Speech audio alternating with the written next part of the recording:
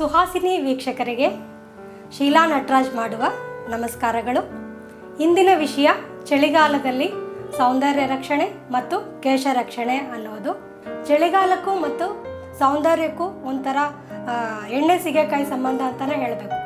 ಚಳಿಗಾಲದಲ್ಲಿ ಸೌಂದರ್ಯ ಅಷ್ಟೊಂದು ಅರಳ್ಕೊಳ್ಳೋದಿಲ್ಲ. ಬೇಸಿಗೆ ಕಾಲದಲ್ಲಿ ಬೆಳೆದಷ್ಟು ಚಳಿಗಾಲದಲ್ಲಿ ಸೌಂದರ್ಯವನ್ನು ನಾವು ಉಪೇಕ್ಷೆ ಮಾಡಬಾರ್ದು ಅಂತಲೇ ಹೇಳಬೇಕು. ಚಳಿಗಾಲಕ್ಕೆ ನಾವೆಲ್ಲ ಏನು ಮಾಡ್ಕೋಬೋದು, ಮನೇಲೇ ನೀವು ಎಲ್ಲನೂ ಕೇರ್ ತೊಗೋಬೋದು. ಮನೇಲೇ ಒಂದು ಸಿಂಪಲ್ಲಾಗಿ ಸಿಗೋವಂಥ ವಸ್ತುಗಳನ್ನ ಉಪಯೋಗಿಸ್ಕೊಂಡು ನೀವು ಕೇರ್ ತೊಗೊಂಡ್ರೆ ಖಂಡಿತ ನಿಮ್ಮ ಚರ್ಮ ಚೆನ್ನಾಗಿರುತ್ತೆ ಮತ್ತು ಅರಳ್ಕೊಳ್ಳುತ್ತೆ. ಕಡಲೆ ಹಿಟ್ಟು ಅಥವಾ ಹೆಸರುಬೇಳೆ ಹಿಟ್ಟನ್ನು ನೀವು ಪೌಡ್ರ್ ಮಾಡಿಸಿಟ್ಕೊಂಡು ಅದನ್ನು ಹಾಲಲ್ಲಿ ಮಿಕ್ಸ್ ಮಾಡಿಕೊಂಡು ಮುಖಕ್ಕೆಲ್ಲ ಹಚ್ಚಿ ನೀವು ತೊಳ್ಕೊಬೋದು. ಅಂದರೆ ಯಾವಾಗಲೂ ಉಗುರು ಬೆಚ್ಚಗಿರೋ ನೀರನ್ನೇ ಉಪಯೋಗಿಸ್ಬೇಕು ಅಂತಲೇ ಹೇಳೋದು ನಾವು. ಮತ್ತು ಬಾದಾಮಿ ಎಣ್ಣೆ ಕೂಡ ನೀವು ಈ ಥರ ಹಿಟ್ಟುಗಳಿಗೆ ಸೇರಿಸ್ಕೊಂಡು ಮುಖಕ್ಕೆ ಹಚ್ಬೋದು.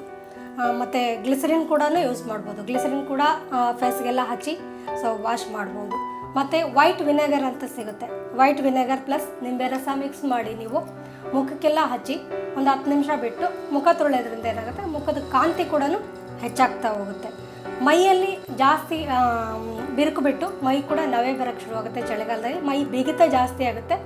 ಆವಾಗ ಏನು ಮಾಡಬೇಕು ಅಂತಂದರೆ ಕೊಬ್ಬರಿ ಎಣ್ಣೆ ಅಥವಾ ಬಾದಾಮಿ ಎಣ್ಣೆ ಅಥವಾ ಆಲಿವ್ ಆಯಿಲ್ ಯಾವುದಾದ್ರೂ ತಗೊಂಡು ನೀವು ಮೈಗೆಲ್ಲ ಹಚ್ಚಿಬಿಟ್ಟು ಆಮೇಲೆ ಸ್ನಾನ ಮಾಡೋದ್ರಿಂದ ಕೂಡ ಮೈ ಬಿರುಪು ಕಮ್ಮಿ ಆಗುತ್ತೆ. ಮಕ್ಕಳಿಗೂ ಸಹ ಹಾಗೆ ಮಾಡ್ಬೋದು. ಈಗ ನೀವು ಮನೆಯಲ್ಲೇ ಹೇಗೆ ಕೇರ್ ಮಾಡಬೇಕು ಅನ್ನೋದಕ್ಕೆ ನೀವು ಮನೆಯಲ್ಲೇ ಒಂದು ತುಂಬ ಸಿಂಪಲ್ ಆಗಿರ್ತಕ್ಕಂಥ ಒಂದು ಫೇಶಿಯಲ್ನ ಮಾಡ್ಕೋಬೋದು. ಹೇಗೆ ಮಾಡ್ಕೋಬೇಕು ಅಂತ ನಿಮಗೆ ಒಂದು ಡೆಮೋ ತೋರಿಸ್ತೀನಿ ನಾನು. ಇದು ಹಾಲಿಗೆ ಈ ಹಾಲು ಏನು ಮಾಡ್ತದೆ, ಯಾವ ಹಾಲಾದರೂ ಓಕೆನೆ, ಎಮ್ಮೆ ಹಾಲಾದರೂ ಓಕೆ, ಹಸುವಿನ ಹಾಲಾದರೂ ಓಕೆ, ಪಾಕೆಟ್ ಹಾಲಾದರೂ ಓಕೆನೆ.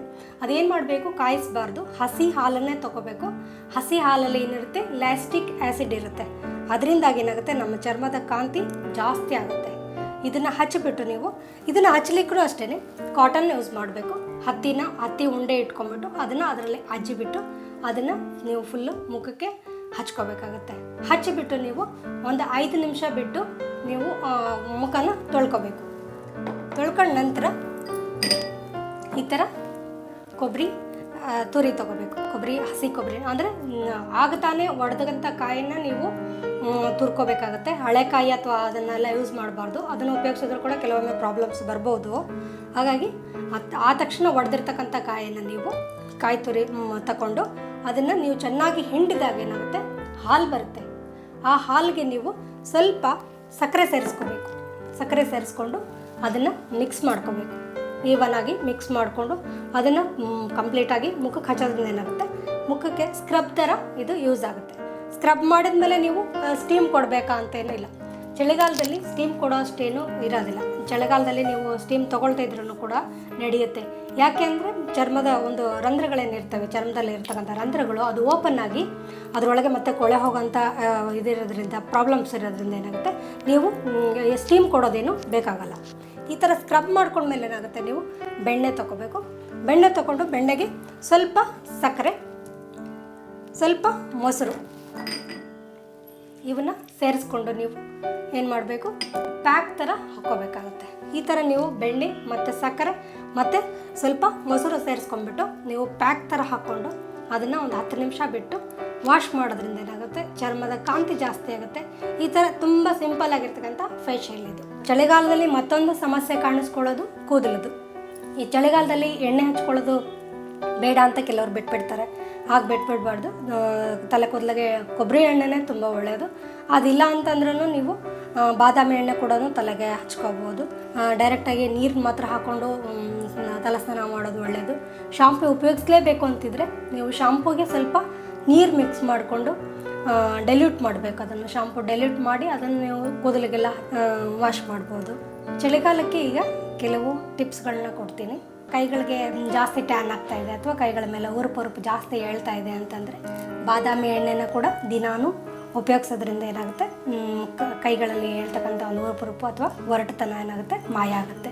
ಹಾಗೆಯೇ ಕೊಬ್ಬರಿ ಎಣ್ಣೆ ಕೂಡ ತುಂಬಾ ಒಳ್ಳೆಯದು. ಕೊಬ್ಬರಿ ಎಣ್ಣೆಗೆ ನಿಂಬೆ ರಸ ಮತ್ತು ವಿನೆಗರ್ ಹಾಕಿ, ವೈಟ್ ವಿನೆಗರ್ ಹಾಕಿ ಅದನ್ನು ಕೂಡ ಮುಖ ಅಥವಾ ಕೈಕಾಲುಗಳಿಗೆ ಹಚ್ಚಿ ಒಂದು 10 ನಿಮಿಷ ಬಿಟ್ಟು ವಾಶ್ ಮಾಡ್ಕೋಬೋದು. ಜಾಸ್ತಿ ಈ ಮೊಡವೆಗಳ ಸಮಸ್ಯೆ ಈ ಥರ ಕಾಡ್ತಾ ಇದ್ದರೆ ಚಳಿಗಾಲದಲ್ಲೇ ಮೊಡವೆಗಳು ಬೇಗ ಹೋಗೋದಿಲ್ಲ. ಹಾಗಾಗಿ ಏನು ಮಾಡಬೇಕು, ದಾಲ್ಚಿನ್ನಿನ ದಾಲ್ಚಿನ್ನಿನ ಒಂದು ಹಾಲಲ್ಲಿ ತೇಯಬೇಕು. ತೇದ್ಬಿಟ್ಟು ಅದನ್ನು ಕೂಡ ಎಲ್ಲೆಲ್ಲಿ ಪಿಂಪಲ್ ಇರುತ್ತೆ ಅದರ ಮೇಲೆ ಹಚ್ಚಿ ವಾಶ್ ಮಾಡ್ಕೊಳ್ಳೋದ್ರಿಂದನೂ ಸಹ ಮೊಡವೆಗಳ ಸಮಸ್ಯೆ ಕೂಡ ಕಡಿಮೆ ಆಗುತ್ತೆ. ಮುಖ ತೊಳೆಯುವಾಗ ಯಾವಾಗಲೂ ರಫಾಗಿ ಮುಖವನ್ನು ಉಜ್ಜಬಾರ್ದು, ನಿಧಾನಕ್ಕೆ ಮುಖ ತೊಳೆಯೋದನ್ನು ಅಭ್ಯಾಸ ಮಾಡ್ಕೋಬೇಕು. ಯಾವುದೇ ಸೋಪು ಅಥವಾ ಕ್ರೀಮ್ಗಳನ್ನು ಉಪಯೋಗಿಸೋ ಮುನ್ನ ಈ ಸ್ಕಿನ್ನು ಅಥವಾ ಈ ಸೋಪು ಅಥವಾ ಈ ಕ್ರೀಮು ನನ್ನ ಸ್ಕಿನ್ನಿಗೆ ಆಗಿ ಬರುತ್ತೆ ಅನ್ನೋದನ್ನು ಟೆಸ್ಟ್ ಮಾಡಿ ನಂತರ ಉಪಯೋಗಿಸೋದ್ರಿಂದ ಏನಾಗುತ್ತೆ, ಈ ಚಳಿಗಾಲದಲ್ಲಿ ನಿಮ್ಮ ಚರ್ಮ ರಕ್ಷಣೆಯನ್ನು ನೀವು ತುಂಬ ಸೂಕ್ತ ರೀತಿಯಲ್ಲಿ ಮಾಡ್ಕೋಬೋದು ಅಂತ ಈ ಮೂಲಕ ಹೇಳ್ಬೋದು. ನೋಡಿದ್ರಲ್ಲ ವೀಕ್ಷಕರೇ, ಸೌಂದರ್ಯ ಪ್ರಜ್ಞೆ ಎಷ್ಟಿರಬೇಕು, ಹೆಣ್ಮಕ್ಳಿಗೆ ಸೌಂದರ್ಯ ಎಷ್ಟು ಇಂಪಾರ್ಟೆಂಟ್ ಅಂತ. ಒಬ್ಬ ವ್ಯಕ್ತಿಯ ವ್ಯಕ್ತಿತ್ವಕ್ಕೆ ಮತ್ತಷ್ಟು ಕಳಶಪ್ರಾಯ ಅನಿಸೋದು ಅಂದರೆ ಸೌಂದರ್ಯ. ಎಸ್ಪೆಷಲಿ ಗೃಹಿಣಿಯರು ತಮ್ಮನ್ನು ತಾವು ಕೆಲಸದ ಇರ್ಬೋದು, ಒತ್ತಡ ಇರ್ಬೋದು, ಜವಾಬ್ದಾರಿ ಅಂಥೇಳಿ ಮರ್ತ್ಬಿಟ್ಟಿರ್ತಾರೆ. ಆದರೆ ಸಿಂಪಲ್ಲಾಗಿ ಅವರು ತಮ್ಮನ್ನು ಯಾವ ರೀತಿ ಕಾಳಜಿ ಮಾಡ್ಕೋಬೋದು, ಇವತ್ತಿನ ಎಪಿಸೋಡ್ ನಿಜವಾಗ್ಲೂ ನಾನು ಅವ್ರಿಗೇನೆ ಡೆಡಿಕೇಟ್ ಮಾಡ್ತಾ ಇದ್ದೀನಿ. ಸೊ ಯಾವ ರೀತಿ ಸಿಂಪಲ್ಲಾಗಿ ನಮ್ಮ ಆರೋಗ್ಯನ ಕಾಪಾಡ್ಕೋಬೋದು ಅನ್ನೋದು ಇವತ್ತು ನಿಮಗೆ ಗೊತ್ತಾಯ್ತು ಅಂದ್ಕೊಳ್ತೀನಿ. ಇದು ನಿಮಗೆ ಇಷ್ಟ ಆಯಿತು ಅಂದ್ಕೊಳ್ತೀನಿ. ಇವತ್ತಿನ ಸುಹಾಸಿನಿ ವಿಶೇಷ ಇದು. ನೇರ ದಿಟ್ಟ ನಿರಂತರ ಸುದ್ದಿಗಾಗಿ ನೋಡ್ತಾ ಇರಿ ಸುವರ್ಣ ನ್ಯೂಸ್.